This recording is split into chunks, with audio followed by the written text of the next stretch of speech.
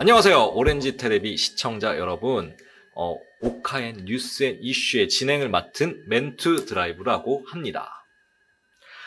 오늘 두 번째로 그 친환경 차량에 관련된 이슈를 좀 더 심도 있게 좀 다뤄보려고 하는데요.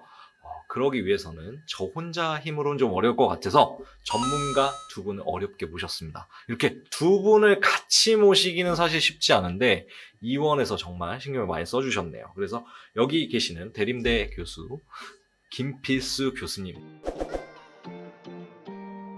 명장으로 유명하시죠. 명장인 박병희 명장님. 친환경 차량에 대한 이슈를 심도 있게 얘기 나눠보려고 합니다. 두 분 서로 잘 알고 계시나요? 그렇습니다. 그래요? 우리 김 교수님하고 저 방송 같이 한 지가 10년 넘었으니까. 넘었죠? 그렇죠? 네. 네. 또 방송 시작도 같이 했는데 또 방송 그만둘 때 같이 그만뒀어요. 그리고 요새 또 다시 또 만나는데 김 교수님과 저하고는 뭐 이렇게 서로 눈빛만 봐도 이게 쫙 연결되니까 뭐 부담 안 가져도 됩니다. 편하게 좀 풀어보도록 하겠습니다. 네. 일단은 친환경 차에 대한 개념부터 좀 정의를 좀 내려야 될 것 같아요. 그래서 친환경 차는 그냥 기본적으로 알고 있는 건 그냥 유해하지 않는, 환경에 유해하지 않는 차라고 설명들을 많이들 하는데, 일단 친환경 차의 개념과 종류부터 좀 정리했으면 좋겠는데 교수님 한번 좀 보통 정리 이제 좀. 우리가 환친차 법에 나와 있는 친환경차의 범주가 있습니다. 네. 보통 이제 또 그린카라는 말도 많이 쓰고 있습니다. 그러니까 예를 들어서 우리가 지금 많이 부각되고 있는 전기차, 또 수소 전기차, 또 안 나와 있지만 태양광 자동차도 포함이 되고요. 또 하이브리드 자동차, 여기다가 LPG 자동차까지 포함을 해서 일반 내연기관차에 비해서 일단 배출가스 훨씬 더 덜 나오죠. 내연기관차보다도 훨씬 더 친환경적이다. 배출가스가 훨씬 덜 배출한다. 이렇게 보시면 좋을 것 같습니다. 그러면은 사실적으로 개념적으로는 그런데 실제적으로 범위가 어느 정도인지에 대한 생각도 교수님 생각 좀 좀 해주시거든요. 고민을 좀 해야 될 네. 것 같아요. 차 자체는 무공해 차다 이렇게 얘기를 하고 있는데 전기차 자체는 100% 배출가스가 없거든요. 문제는 이 배터리에 충전시키는 전기 에너지를 얼마큼 친환경으로 만들어내느냐가 굉장히 중요합니다. 차를 볼 때는 이제는 에너지를 만들어내는, 또 차를 만들어낼 때 얼마큼 친환경으로 만들어내느냐, 또 폐차에서 나올 때까지 여러 가지 찌꺼기나 이런 것도 어떻게 되느냐. 그래서 전기 에너지부터 또 만들어낸 에너지부터 최종 단계까지 전체적인 배출원을 봐야 되거든요. 그런 측면에서 보게 되면은 전기차, 수소전기차 과연 친환경이냐? 굉장히 고민이 많다 이렇게 볼 수가 있습니다. 어쨌든 시작부터 끝까지 친환경이냐 아니냐가 중요해지는 시기라는 말씀 좀 해주셨습니다.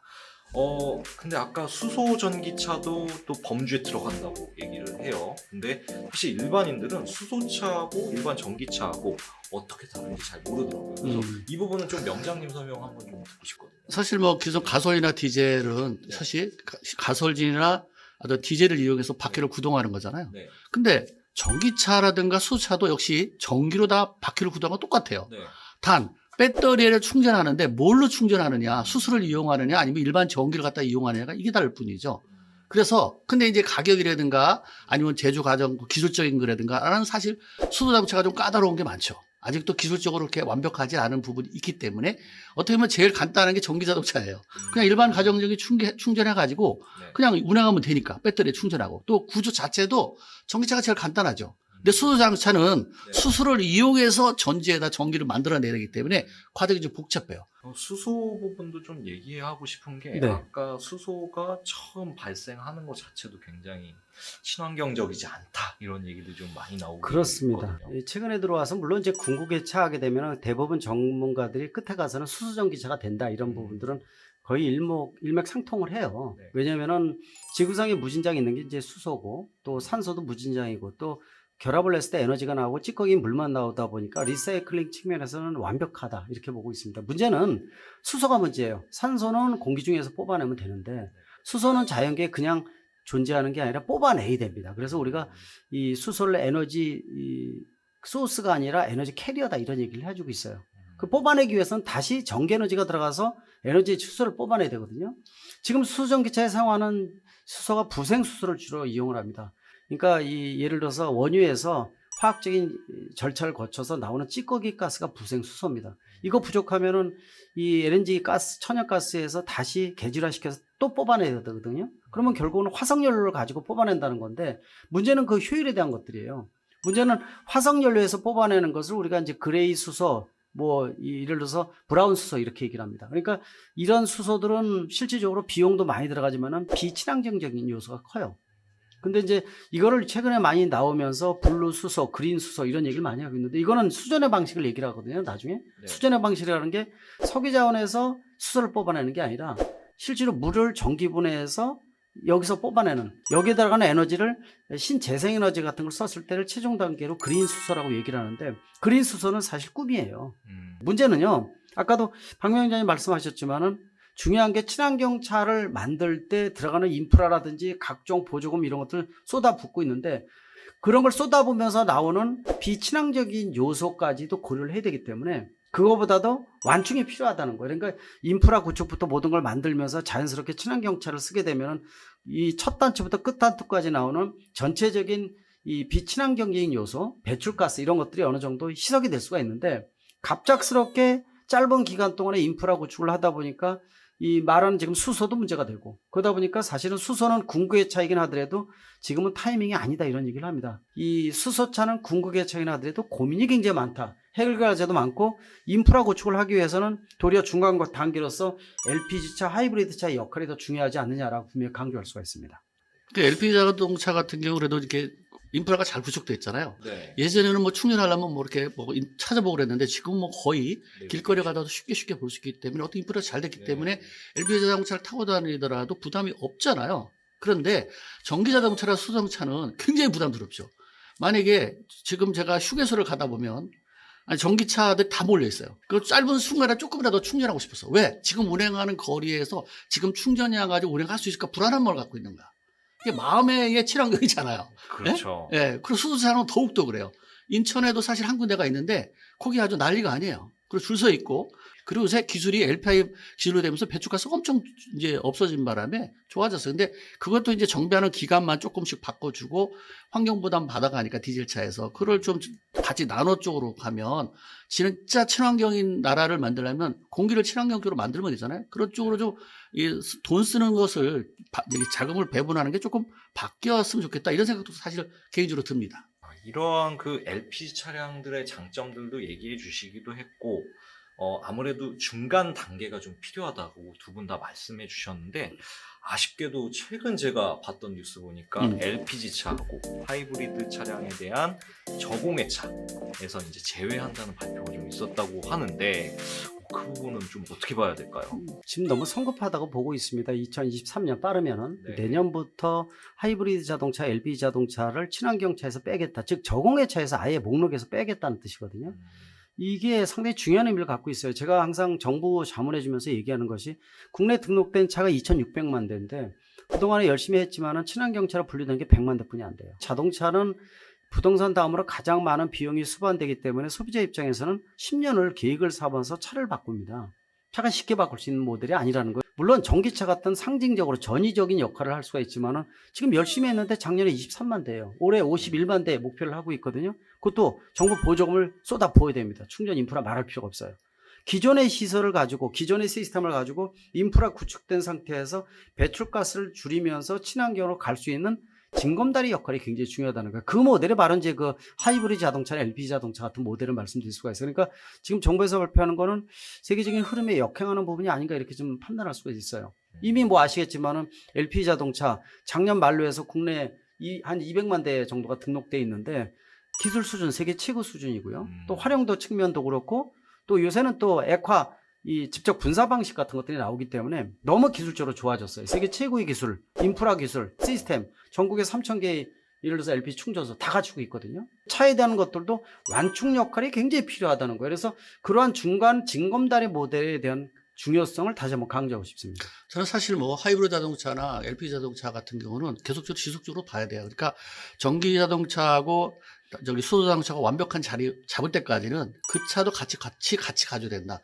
그러면서 이제 약간의 줄여가는 건 맞는데 지금 급작스럽게 내려놔 버리잖아요. 이러면 안 돼요. 천천히 속도에 맞춰서 순서대로 가는 게 맞다. 저도 김 교수님의 얘기 아주 100% 동감합니다.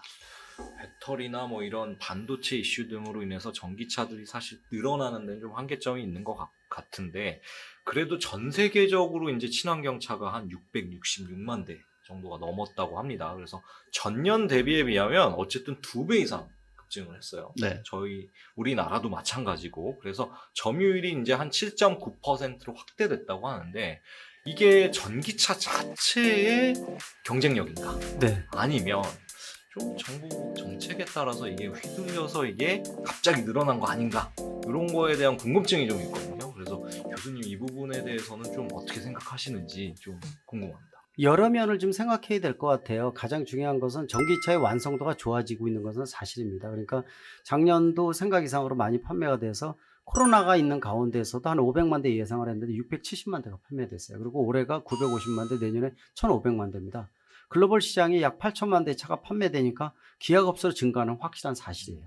근데 이렇게 2배의 가격인데도 판매가 되는 가장 큰 이유는 보조금을 많이 주기 때문에 그렇습니다. 이런 부분들은 전기차 구입할 때 거의 40에서 50%를 절감시켜주는 이런 효과가 있습니다. 그러다 보니까 실제로 보조금 타먹기다라는 얘기가 나올 정도예요. 그러니까 전기차를 만들어서 흑자가 나오는 거는 지금 현재는 테슬라뿐이 없어요. 전기차 같은 경우나 네. 이제 소자동차 같은 경우 현재 국가에서 정부 거기다 보조를 해주니까 그 차 가격에 구매하는 거예요. 네. 만약에 보조를 안 해준다고 했을 때 다 지금 보조할 수 없잖아요. 왜냐면 네. 지금 보조해준 거는 수조 원이에요. 네. 근데 계속 차가 늘어나요. 예를 들어서. 근데 그거 다 보조할 수 없거든요. 보조해주다 줄일 거 아니에요. 네. 그러면 솔직히 자기 돈 가지고 만약에 100% 자기 돈 가지고 할 때 수소차나 전기차 살까요? 또 하나. 중고차 가격을 생각 안 할 수 없는 거예요. 자, 가솔린이나 디젤, LP 자동차는 시간이 지나면서 감가상각은 비율이 거의 비슷하게 나가는데 네. 전기차나 수소차는 감가상각이 그냥 뚝뚝 떨어져요. 요새 주식 떨어진다고요.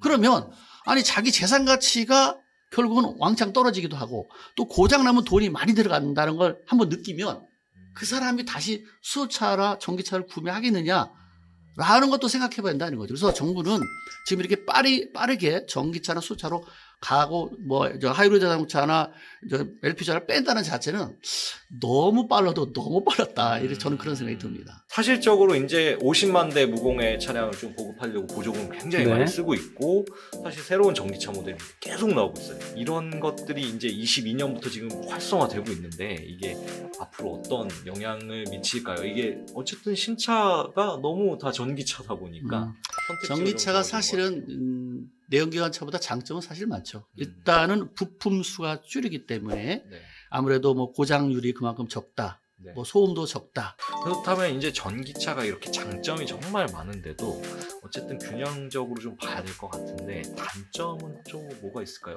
굉장히 아직도 많죠. 네. 왜냐면은 이 내연기관차는 130년의 역사 동안에 자연스럽게 하나하나 구축이 되면서 편하게 왔는 부분들이 있어요. 그러니까 이제 예를 들어서 중고 이 전기차 가격 같은 경우는 아직까지 가격에 대한 체계가 완전치가 못합니다. 그러니까 또 이 전기차 가격의 40%를 차지하는 배터리에 대한 내구성도 뭐 자동차 제작사에서 보증을 해준다고 얘기를 하지만 불안감이 있는 거예요. 운영 특성도 특히 충전 인프라에 대한 불안감이 있어요. 또 실질적으로 일반 차가 충전기를 갔는데도 불구하고 같은 충전기인데도 불구하고 알고리즘이 안 맞아서 또 실패하는 경우도 생겨요. 그리고 고장난 충전기도 있고 또 굉장히 고민이 많습니다. 그렇다고 충전 시설이 일반 길거리에 있는 주유소식으로 편하게 많이 있는 것도 아니기 때문에 이 골목, 이 뒤에 있는 골목에 후비진 곳에 보통 충전기를 설치해서 맞아요. 내비게이션 가지고 찾아가야 되는 것도 불편하고 네. 또 직장 다니면서 중간에 충전하러 어디 쫓아다닐 수도 없잖아요.